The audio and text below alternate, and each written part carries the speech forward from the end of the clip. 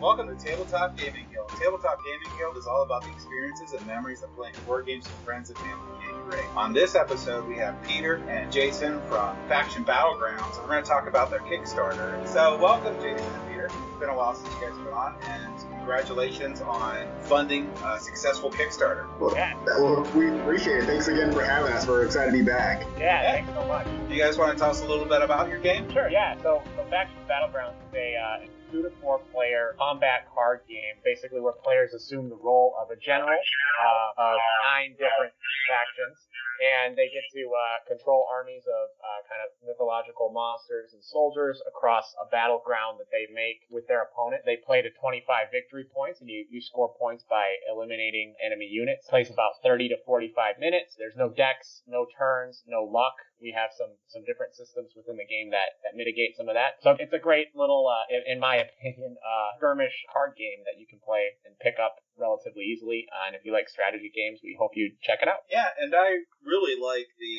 different factions that are available in the game. They all are unique, and they all give a different feel. And I really like the fact that you're not drawing anything in the game. You can pre-pick your strategy out, and with the battlefield changing each time based on your opponent, there's a lot of replayability in the game. Overall, awesome game. Now, I will mention that at the time of this podcast being released, there's still late pledges available, so I highly recommend checking out their Kickstarter. There will be a link in the description to go to, and maybe think about backing it. So, one thing I wanted to go over real quick with you is I'm always interested when people start their first Kickstarter ever, because I believe this is your first Kickstarter, right? Yeah. Yes. Okay. What did you need to do, or what did you do to get ready for the Kickstarter? We can start with that. What were your anticipations, and what did you think Kickstarter would be before you get into what Kickstarter actually was? Wow, how far back in time do you want us to go? Well, I'll go a little bit before. When you're getting ready and like the days upcoming to doing your pre-launch Kickstarter page and all that fun stuff. Gotcha. Go ahead, Jason. You can lead the way. Yeah, I guess really trying to think back then, I think really for us, we didn't realize like the work that it takes to create just like a polished and professional looking page, and just really being able to get really the importance of feedback during the launch phase too as well. So understanding that was vital to make sure that it would be really intuitive for people. Like I know we had people look at it and realize like with the font and the text was too small on a mobile device. So just like stuff like that we didn't really know about. We didn't really think about those design elements really until it got to that point. So just kind of really learning the importance of the feedback leading up to that for sure. Yeah, the other thing too, I think going back even further is learning, you need each of the different elements, third-party reviews, you need to break down graphics of what's in the box, you need different stretch goals planned out for when you reach certain thresholds. So we kind of just thought we'd check things off almost one at a time, I guess you could say. And so there were a few things where we were really scrambling, where a few third-party reviewers really helped us out in different ways and reviewed our games quickly and were able to really be helpful and put videos up soon. So I think one thing that we learned is just that everything is going to take a little bit longer than you anticipate in order for you to have a really quality, successful page. So looking back, that's the biggest lesson that took away. Unfortunately, we were able to overcome a lot of that with some good teamwork and good resources in the community. But yeah, it wasn't all sunshine and rainbows leading up to it. It was there's definitely some tense moments. No, absolutely. And kind of going along with Peter was saying, just the idea of having a team. So like we had a really gifted designer who helped us kind of go through all the versions of the Kickstarter. So probably by the time we hit launch, that was probably the fifth version we had of the actual page. So being able to be patient through that process and understanding that we wouldn't get it right away, but just kind of build upon each step and each stage of it too. Yeah, and I think, and for first timers, just going back with that, if it's your first Kickstarter, my advice as having done one is you can never be too prepared with your page. So make sure you're far more cautious and careful than you are, ready to roll the dice, see what happens. So I'm glad that our team kind of kept us on track to go about it that way. Yeah, I really liked your Kickstarter page, so I thought that was really well done, so good job there. Thank you. So during the Kickstarter, was there anything that, I don't know how to put it, it was like, during the Kickstarter, was there anything where you're like, oh my gosh, we got to do this differently, or anything like that, or are you guys just smooth sailing the entire Kickstarter? Yeah, I guess I'll go first, Jay, and then I'll let you go. Yeah. I think we were really blown away, and we strategized that we'd be able to do really well day one. That was our goal. 100% was to do really well day one. So when we started doing well day one, things were going great, and everybody warned us, those middle weeks are slow. I mean, that's just how it is. There's not much. I mean, there's stuff you can do about it, but don't, panic. So both Jason and I had a moment at different times of major, like, I guess you could say frustration, and started to just either message a bunch of people or like get really frustrated with certain people who hadn't backed or anything. So we both at different points had to kind of talk each other a little bit down, and just remember that we did really well day one. We're right on track with everything. And then once we both kind of relaxed a little bit, then we just really kind of, I think, could focus on helping hit our stretch goals and everything. But yeah, I think the middle of it, it's hard to realize that it does just slow down. That's the natural flow of it. Oh, absolutely. Because I feel like there's a lot of like highs and lows over the course of that middle section. So let's say like those 2 middle weeks, and for us to try to like lean on each other too as well to stay as even as possible, and still realize that we have a long game strategy that we have to build towards, and being able to work towards that. And I feel like that was the key, because because we were able to kind of hit one of our stretch goals, the fourth goal, a little bit earlier than we anticipated. So realizing, we need to have a 24-hour stretch goal that we can really work towards. Now understanding those things that we're not really accustomed to just in the gaming world and building a Kickstarter, do the research to be ready for that stuff as we progress towards the end. You mentioned that you had a pretty good first day. How are you feeling like the day before? Were you feeling like ready for that launch day, or were you like approaching it with a certain amount of dread, or?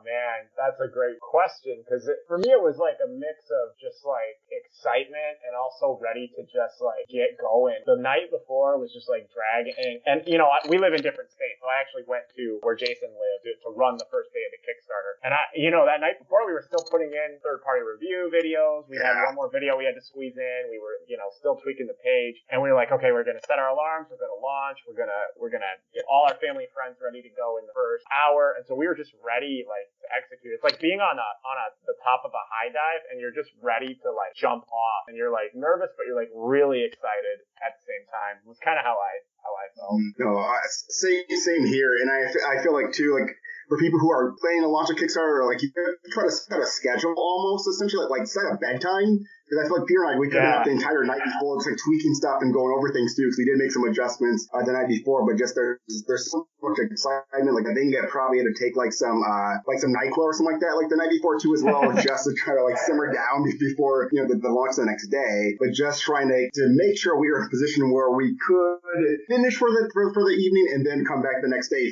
refreshed and ready to go, essentially, so we had enough energy. Yeah, that kind of already answered my question. I was going to ask, like, how many nights before you funded did you just not sleep? We were very fortunate that we funded the first day, but I think leading up to it, I mean, even after that, the sleep, we were like just really excited. So it took me a good like week to really get falling asleep, consistently. And I was the one who freaked out first. I freaked out like the third day in when things started going slow. So then I was not sleeping for a different reason. But then once you realize that, then you've successfully funded. So that's the key. Then it does kind of just take a huge weight off your shoulders. But yeah, sleep is something that you have to remember to do. Definitely. It's not just going to come naturally during that week leading up and for a few days. Absolutely. So the sleep, and also taking like mental breaks and just breaks away from the screen. Because I know Peter and I, especially that first day, like obviously we're doing our launch day, we're super into it. So getting them to eat, like that was the key too, and just have be part of our teams to kind of help us with those things too, and to kind of help us keep track of things. So that was huge for us. Otherwise, we just would have been sucked into it completely. Yeah, definitely taking breaks and not fretting over it the entire time is definitely a good idea. My question was basically the stretch goals. How did you guys plan those stretch goals out? Well, I think, part of it, we wanted to run like a simple campaign, I guess you could say. So we didn't want to include, and this was just the way that our strategy was as first timers. We wanted to make sure that we could actually timely execute everything. So we kind of cut down on the stretch goals per se. We had one that we knew we really wanted to hit, and that was our first one where we could do some bonus, more advanced units for each faction. So we kind of based everything off of that first day, and once we saw what we were at that first day, we were able to say, okay, we really want to be able to do this stretch goal, so let's make it reasonable for where we're at. And then the next couple we kind of spread out a little bit more. but at the same time, knowing that we wouldn't necessarily add a whole bunch because we're still just a 2-person team at the end of the day. So being cautiously optimistic, I think, with your stretch goals and realistic, I think is a big thing. Yeah, because if you just start adding them on there, it gets more cost to ship and stuff, and then you get less, your profit margin dips too. Yeah, that's a huge thing. Yeah. Because I definitely want to see you guys make more of these. Yeah. Make money out of it. I was super excited about the 9th faction stretch goal. That was awesome. Yeah, so were we. Yeah, I'd like to say I was super excited about I do like the extra component upgrades, but yeah, that 9th faction, that's going to be awesome. Yeah, we're already got some amazing ideas are coming in for it and everything. So, yeah. Jason's got a lot of tricks up his sleeve for it, I'll put it that way. As the director, yeah. Yeah, and the art for the game is amazing and awesome. Well, thank you very much. And we have like a gifted roster of artists that were able to help implement this stuff, so which is pretty exciting for us. And the fact that each artist is able to tackle a faction in their own way, too, makes it even more exciting once you see that 9th faction eventually. Yeah. My favorite artist is doing the 9th faction on awesome. That's awesome. Yeah, the Doomsand artist. Yes. Yep, that's going to be awesome. I don't know how to say his name, so maybe say his name real quick. Oh, yeah, Ian Zhao. All right, Ian Zhao. He's an amazing artist. Yes, he is. You covered the stretch goals. I wanted to ask them about like their pledge levels, because that's the other big piece of what goes into a campaign and how like you figure out the money part of it, right? Yeah, great. That's a great question. So the way that we kind of structured our pledge levels was that we wanted to kind of drive people to the expansion version of the game. That was a much better deal for us to make because we don't have miniatures or anything like that in our game. Our game is a card game, so it's not quite as expensive to produce in some ways as some of those other games. So the fact that the expansion version, you get 2 additional factions that are, in our opinion, 2 of the more fun factions and more vibrant and really culturally diverse faction game. It also really kind of helps us to be able to help hit our cost per game and cost per unit with our manufacturer. We still structured that in with the base game as well, but just what would really help us be efficient and also the best for the customer was drawing people to that expansion level. So that's why we had kind of 2 of our very best faction be part of the, and by best I should say 2 of our crowd favorite factions as that kind of level. So we really also wanted to, I know we talked a little bit about this last time and Jason expand upon this, but we really wanted to make the game affordable for people who haven't played a heavy strategy game like this by not having minis in there. So typically you want to have about your landing cost or your production be about 1/5 of your landed cost. So the cost to get everything from manufacturer to doorstep. And ours is not quite that. It's a little bit not quite that for us because we wanted to cut a few dollars off on those first couple pledge levels for people to be able to afford the game and do it at a price point which they wouldn't, be intimidated to actually try the game out. So it wasn't I guess, we knew what our cost structure would have to be, and I don't want to say we cut ourselves very short. We still made sure that we were able to run a cost-efficient campaign. We didn't do it quite by the book, I guess, if that makes sense. And Jason, I can let you kind of expand upon some of that. No, I would just say that because the idea too is we want to try to create that second tier where we can also provide the most value and the most bang for the buck, of course. And so the idea of even initially leading up to that, pushing those 2 factions as much as we could on our social media platform, just to engage people with it too as well. Just so there was that exposure there, but then also helping people understand like you really get the most variety, like you get the most like player agency, like when you incorporate these 2 other factions, and not only you get that, like they have unique abilities that you don't find in the set of the other 6.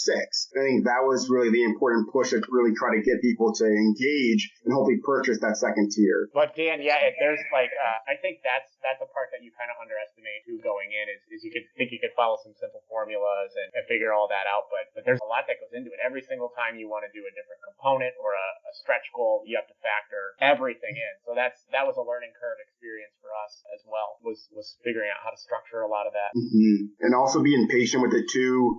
I know after initially the first, and we wanted to, I think within that, it was like 48 hours before we would set the cost for that first stretch goal, so we can make sure that we're not hitting things too soon, and then be like, oh, okay, we've already hit this. Now we're going to be at a lower dollar amount than we could potentially be if we waited, so we can maximize essentially each day as we build towards all 4 goals over the course of the campaign. So being patient as you do it and not necessarily setting it, just kind of seeing how things ebb and flow too as well was important. Yeah, I like the no gatekeepers pledge. I don't think I've seen that in any other Kickstarter. It's kind of an interesting idea where people can pledge just to donate it to a community center or a school. I don't know, where did that idea come from? Go ahead, Pete. Oh, yeah, sure. Well, yeah. So I think a huge part of our mission from kind of day one, we talked about it is, providing this game to people and communities or kids in schools who wouldn't necessarily get into board games. So, we've had artists and people on our Instagram who follow us say, hey, I didn't know there was a game like this. This is really cool. This will be the first board game I ever get, which kind of like led us to think, hey, if we're able to have some extra inventory and we have a lot of people who really want to support just the mission of representation within kind of all aspects of life, but also tabletop gaming and also access games. There's not awesome board game stores in every neighborhood. There's not a lot of access to every single game. So we thought, hey, we could, some of our extra inventory, it'd be really cool to actually kind of live our mission a little bit more and provide some games to different school groups and community centers and give as many people a chance to start jumping into fantasy gaming and strategy gaming and all of that as possible. For sure. So as we kind of led up to this, it was maybe about a year ago, Pete had like an idea where he wanted to actually start like local gaming clubs in our community. So like tabletop gaming clubs at schools, like middle schools and high schools. And this was kind of a way to maybe just kind of get some of that started and create more exposure for those students who really wouldn't be playing tabletop games and have that exposure otherwise. Yeah, and I know you guys do something I think really cool with the local, I think it's the Butler Library. So, it's kind of just along the lines of, this is such an awesome hobby, let's make sure that everybody has a chance to see themselves and play a game. Yeah, I completely agree. Yeah, that's an awesome thing on there. We actually do a similar thing. We have that community library. We just make it, on ours, we make it free to anyone that wants to run community events because they couldn't necessarily afford a giant library of board games, but they can have us there to let people borrow games for free and we don't charge anything. So that's awesome. Yeah, it's an awesome thing. One thing I also wanted to point out too one of the things that I really like a lot about the campaign and the fact is the inclusive art in the fact that a lot of times when you see them in the board games and stuff, you can tell they're not really trying, they're just forcing it in the game and it doesn't fit. But with your guys' game, it definitely does. It's to the point where you don't even notice it. It just feels right, which is amazing and awesome because that was always my pet peeves is like, it should be there, but it should be like, it should feel like it's part of the game, not just because you want it there. So you guys did an amazing job. Super happy with it. I think it's amazing. I don't even know. I can't say how much I just love the art and what you guys did back there. It just fits. And that's a super high compliment to our artists that worked on the project. And I think that's one thing Peter and I talked about, just the fact that we didn't want the artwork to feel stereotypical. Even if it did, the fact that our artists were doing their research and working with me to be able to really implement things from very specific cultures and mythologies and folklore. So it did feel authentic and very lived in, so that way if people would see it, they'd be engaged in it, but then they'd want to play with it, and it wouldn't be like, it wouldn't stand out. It would fit you, would be immersive and fit in, like you were saying, James. It definitely makes the game more deeper and more immersive with it. So, yeah, it's awesome. I loved it. I love the prototype art. I can't wait to see the final. It's just amazing. Great job. Yeah, and we can't wait for you guys to actually get a full, good version of the game, because, yeah, like I said, we scrambled. Yes. That was a learning curve thing, is getting your prototype, polished and ready to go. So, again, thank you so much for putting up with that prototype. The final one will look a lot better and everything. Oh, no, yeah, I'm sure it'll look amazing. And your prototype, to be fair, your prototype was actually a lot better than some of the other prototypes I get. So you did a good job on the prototype too. Yeah. So now that the Kickstarter's over, and if you want to talk about it, what are your plans for the future? Are you planning on doing another Kickstarter, or are you planning on self-publishing, or what's the next? Because I'm always interested once a successful game gets published on Kickstarter, if you're going to go back to Kickstarter, because a lot of companies they'll either leave Kickstarter and do it on their own at that point, or they'll just stay with Kickstarter forever or for a length of time. What are your thoughts on that? Wow, that was like a perfect segue, James, because you talked about the immersive art and how it feels natural and how you feel very put into the world of factions behind each faction. That's actually our ideal next step, is is to kind of focus a little bit on the world building of the world behind factions. You know, making a game has been a blast. It's been a lot of fun, and we do think, you know, that there is potential for an expansion, a smaller expansion for some more units with each faction, possibly the ability to mix your factions and 2 or 3 factions at once in your warband. But other than that, our plan is not to really continue to pump out a lot more tabletop games or a lot more expansions. Our plan is to kind of branch off and really grow the identity of a lot of the cultures and different factions and different individual heroes and things like that within our game. And that's kind of where the fact that you mentioned that the art feels that authentic is kind of like one of the highest compliments you can give. Yeah. Yeah, Jason, if you want to expand on that too. Yeah, no, absolutely. And so kind of like what Peter was saying too, just the idea of doing like a mini expansion and kind of building upon what we did. So we really want to be able to kind of give people what they enjoyed from the last game, but then build upon it and create like more choices. So the idea of possibly mixing factions, but then also then exposing people more to the world and some of the characters behind the game, which may unlock a new mode of play for the next expansion too as well, with those like these like legendary characters, which we can't get into too much, but that's really the goal, is then to then you have the standalone expansion that you could incorporate into the previous game, and it just gives people so much variety to really essentially almost do like deck building type of thing, minus the deck, of course, but then to really incorporate those elements into the game, which we're really excited about. Because then it also allows for people to see, I guess, really how much choice they can have and really push that idea of the game. So where it's really all about choice. But one thing we want to really get into, like Peter was saying, is the storytelling element, and then really get some writers on board so we can really potentially get some graphic novels and things like that to help kind of flesh things out, and more like art books and things like that too, so people really see really what makes the world work, essentially, and really dive into the cultures and the folklore. And Peter's really into the mythology and the monsters, to really expose people to more of that, like from cultures they normally don't see. Oh yeah, I mean, I'd be super excited if you ever made a graphic novel. That'd be awesome. So, I want to see that too. I want to see it on the shelf of my store. Yeah, we want to be there. Let us, yeah. Yes. Yeah, it's funny. Jason keeps answering my questions before I asked them, because I was going to say this looks like perfect for a graphic novel with the art style and the potential for this great stories. Yeah, for sure. Absolutely. Which we're super excited about, because we really want to expose people to the way mana works in the world and really dive more into that stuff that you can only like just touch in the game. So we're really excited about having those elements play out too. Yeah, I think in a way I mean, obviously we love building the game and building like the mechanics and testing and all that fun stuff. But in a way, we're also just like, okay, that's great. We got that down, because we keep having ideas for like storylines behind each of these factions and different characters. We're like, oh, we got it. Let's wait until we actually finish our Kickstarter. Oh, let's wait until we actually get our game manufactured, so we don't, you know, fall out ahead of our skis here. But we're really excited about the of the world that we're building. Yes. So now I want to bring it down a little bit.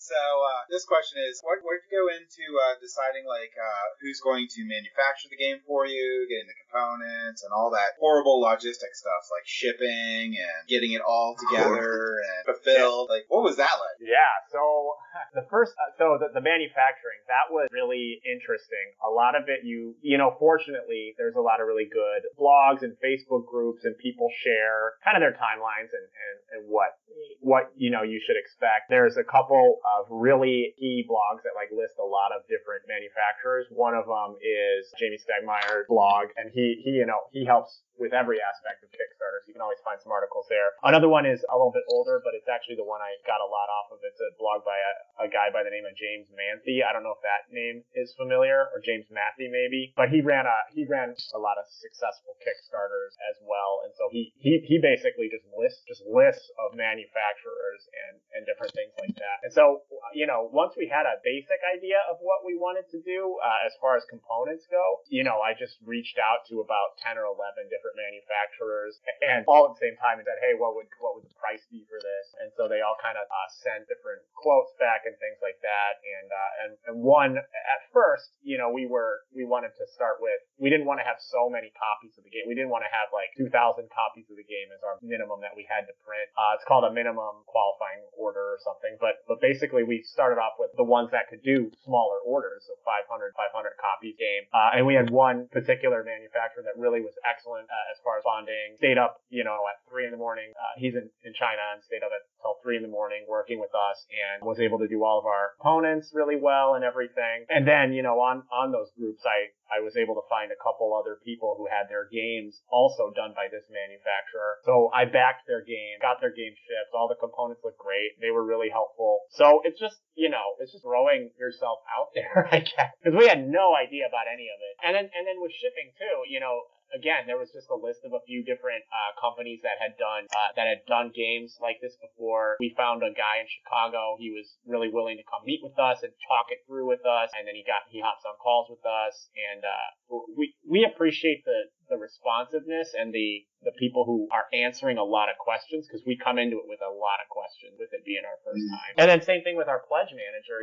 We wanted a more reputable pledge manager, like that was relatively easy to work with. So we went with CrowdOck because they've done it before, and they've been super helpful and everything. So just kind of being the squeaky wheel and continuing to ask questions and then finding the people that really respond in a good manner and can fit your price points and everything. And that's I guess, another thing we really learned a lot is there's a lot of, make sure you have all that stuff lined up before you go into your Kickstarter. I'll just put it that way.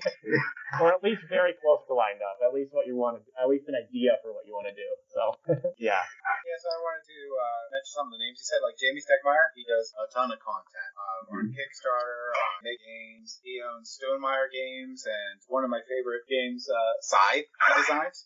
Which is an amazing game. Yeah. The other guy I didn't know off the top of my head, and that was James Matthew. Let me look him up. Yeah, his name's James. Minion Games. Matthew. Yeah, he did Minion Games. Dead Men Tell No Tales, specifically, is the game that I know for Minion Games. And he has a site, it's called jamesmathy.com, JAMESMATHE.com, and that's where he breaks down all of the Kickstarter-based stuff, too. That site's a little older, but yeah, it's also a good resource. And then there's Facebook groups and social media groups. Sharing, and that's where you can get a lot of really good dynamic upfront information, and most likely people are asking the same questions as you, so that was obviously super helpful as well. Yeah, you guys definitely did your homework, definitely worked out well. Is there anything that you feel that you would change next time? Yeah, I think we would I would make sure we have a lot of good prototypes on hand. Well, one, I would find a vaccine for COVID first, then be able to go to a bunch of conventions. But I would make sure we just have a lot of quality prototypes on hand and give reviewers and everybody just more time to be able to go over the game and collect that, so we're not scrambling so much. No, I totally agree with Pete. So just if we could redo it again, I think just the idea of building in more pauses in between things so we can kind of sit on stuff too as well. Part of the stress that came along with this, we were constantly working on something, one thing after another, as we built towards a Kickstarter and all the elements that go along with it. And we really didn't realize how much work it would take to do the prototype. So it was just all the elements and things that went into that. So just more time in more pauses so we could kind of focus on one thing and not focus on 5 things at once. So that would have been the key. Yeah. This is a smaller thing, but we're not beating ourselves up over it by any means, because we planned to do really well the first day, but we launched relatively early in the morning. So also the last 48 hours are really big too, what we learned. So I would have liked to maybe balance it a little bit more, so we could have kept it open for a couple more hours into that last day. But again, it just kind of is what your strategy is. But yeah, it's always the first 48 and the last 48 are insane. Yeah, definitely. So I get scared when people in the middle I give up. I'm like, no. Yeah, absolutely. That's so amazing. You don't really believe it until you actually do it, and it's like, wow, there's so many people still checking it out. Yes. Yeah.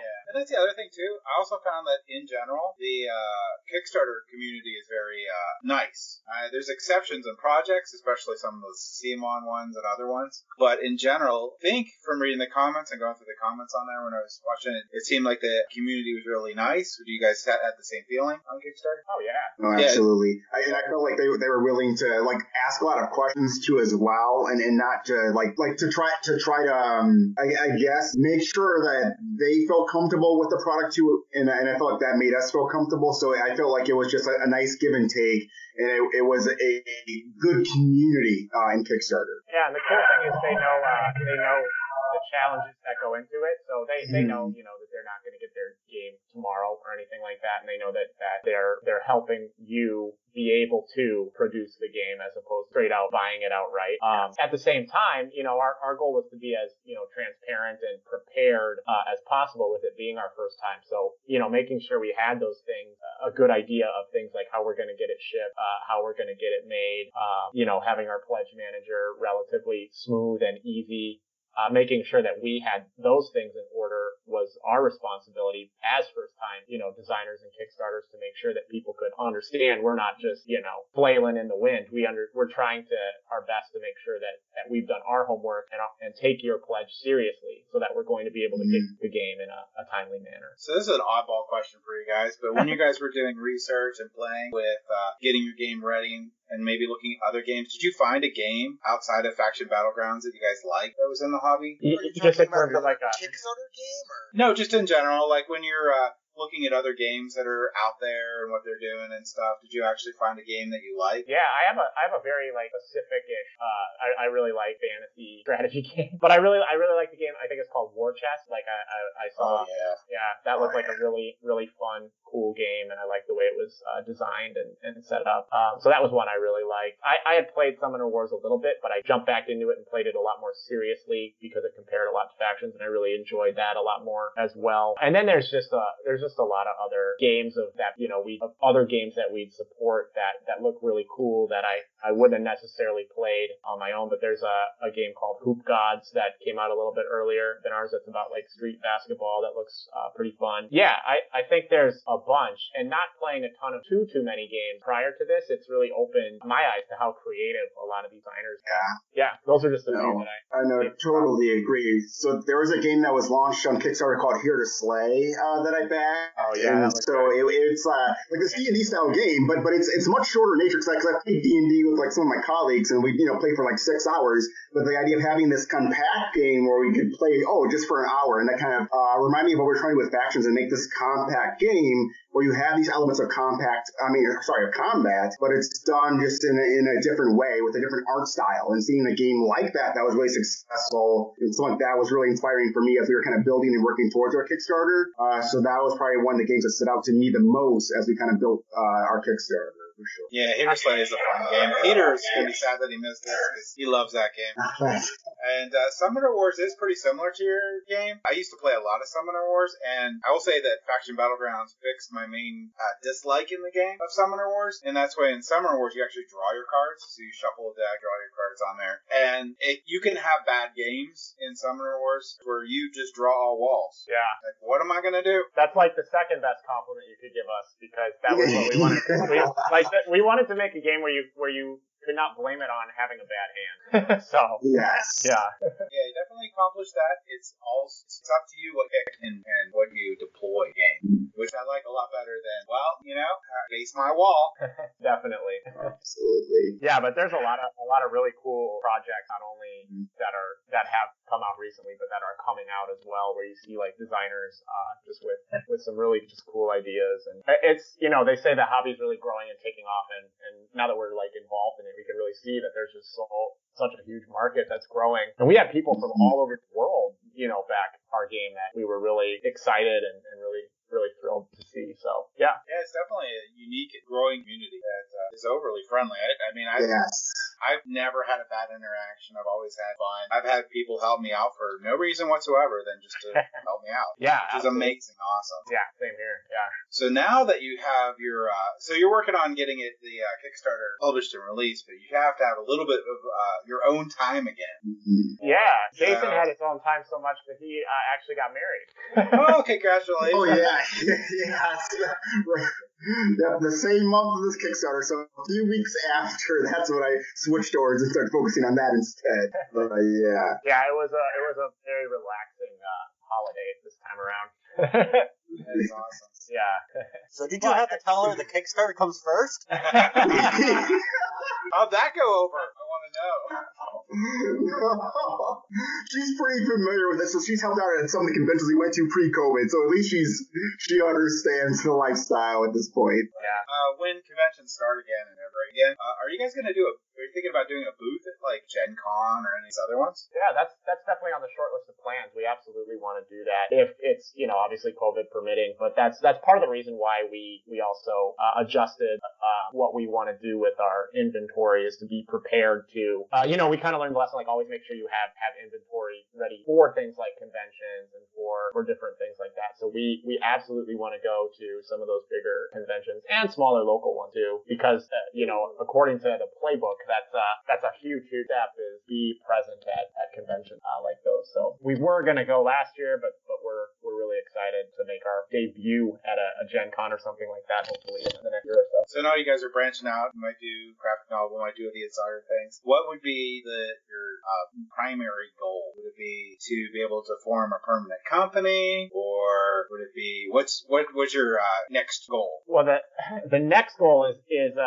finishing this expansion or this stretch goal faction and then getting the game fulfilled, in a very timely manner. Immediate. Summer at the latest, hopefully, quarter two. But I think our focus, as like we said, will shift, but really developing a strong intellectual property that we can do multiple things with is sort of the key goal there. And whether that's, through forming like a company or just owning the rights to our intellectual property or the world of faction, I think is kind of the key thing. Because once we have that down and strong stories and relatable characters, we can kind of do a variety of different things with it. So yeah, no, I totally agree with Pete. So really that major goal is the idea of establishing an IP, and then when people actually play the game. So James, if you were to go back and play the game, it'd feel so much richer because you'd be more familiar with the world and the units and stuff that you're playing with, and that's something we really want to focus on. Yeah, I like that goal a lot. It's good. Yes. That might actually be one of the strengths of the game. Like, you could sit down to that game and play that game without knowing, like, 90% of the backstory you guys have come up with. So,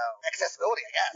yeah. Yeah, thank you. That's huge. Yeah, I did find the game was definitely easy to teach, too. So, That's awesome. It's a little heavier than an entry-level game, but it's pretty close to being able to be, like, an entry-level game. It has a lot of meat to it. So, as you could probably explain it to someone, to actually get the depth of the strategy, it's going to take a bit. Yeah. Because there's a lot of strategy in the game, and there's a lot of understanding of the unit's abilities and stuff that goes into it. Yeah, definitely. That's still our final hurdle, I guess you could say. We're getting really, really close is to having our rule book to where it can get people to that point, because just like you said, James, it's very strategy heavy, which is obviously intentional because that's how you get a lot of replayability. But you reach a point as you play where it just kind of clicks, where you kind of get the system down and the rank down and movement and how that works and how the resources work. So our goal is with the rule book, instead of trying to list every single thing out and every single possibility out, we're really focusing on how can we get people to that point where it clicks and then they get it in a quick and efficient manner. So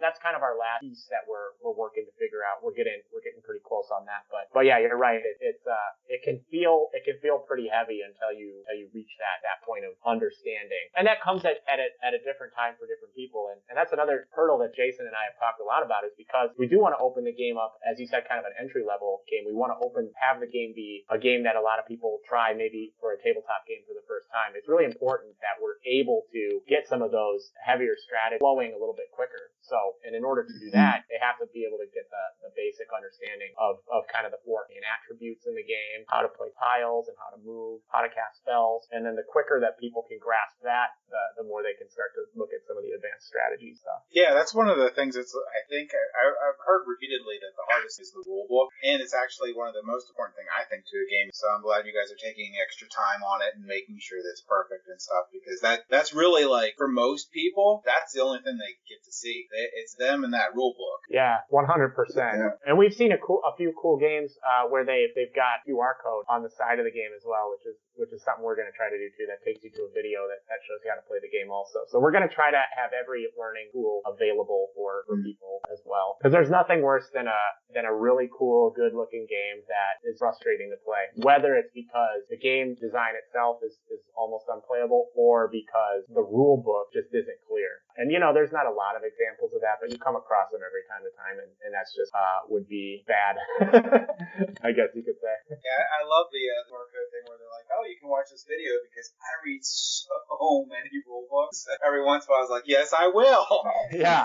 And nowadays, everybody's, all the, kids, they got their phones, so they're just like, I'll just do that. Oop, Yeah.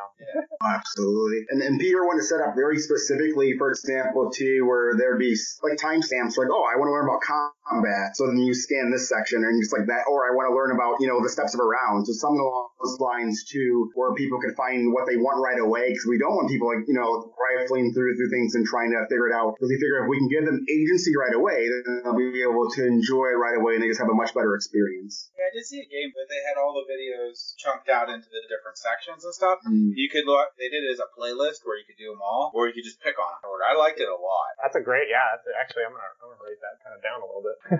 Because a lot of times they're hyper condensed, which is not good. Yeah.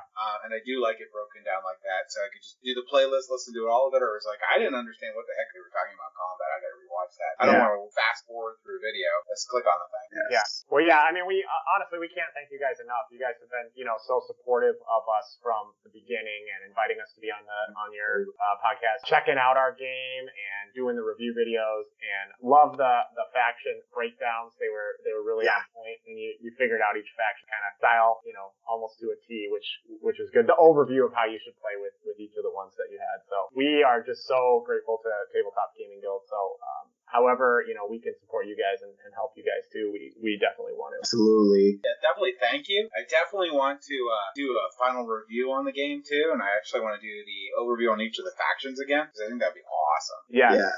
Yeah, for sure. Absolutely. And I think Peter will attest to that was probably one of our favorite parts of the entire Kickstarter, and that's when it felt like more official too. When you have something like that, like this strategy breakdown, it just made it feel more like a really authentic product. So we were really thankful and excited about that for sure. No problem. I definitely really enjoyed playing the game, because like I said, I really liked Summoner Wars, and I felt like this game corrected that, and I really like that sort of like 2-player strategy game, so I definitely enjoyed doing it a lot. And I did really like you guys' mission and everything too, so I wanted to make sure we helped out the best we could. Thank you. Very cool. Yeah, very cool. Yeah, we're excited. We're excited to play the Eternal Realms game too. I forget. Wizards of Relic. Yeah. Yes. That's a really fun game. He's a really cool guy. I like him a lot. Yeah. The game itself is pretty quick and easy to play. It's a deck of, I think, 100 some cards. Maybe? Nice. I don't remember how many. But yeah, it's definitely worth checking out. Sweet.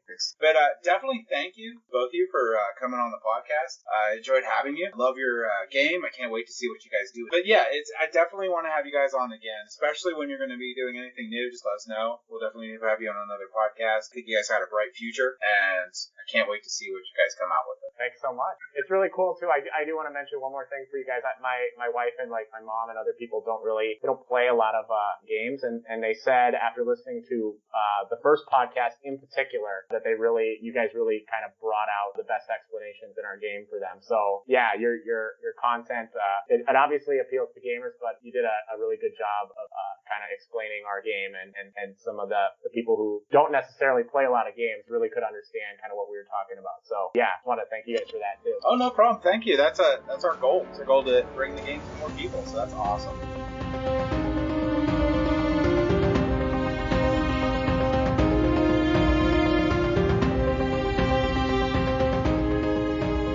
Thank you for listening. If you have any feedback for us, feel free to visit us on Facebook, Instagram, Twitter, or Board Game Geek Guild 2989, or our website at tabletopgamingguild.com. And don't forget to like, follow, and or subscribe. Tabletop Gaming Guild is a product of Tabletop Gaming Guild, LLC. All rights reserved.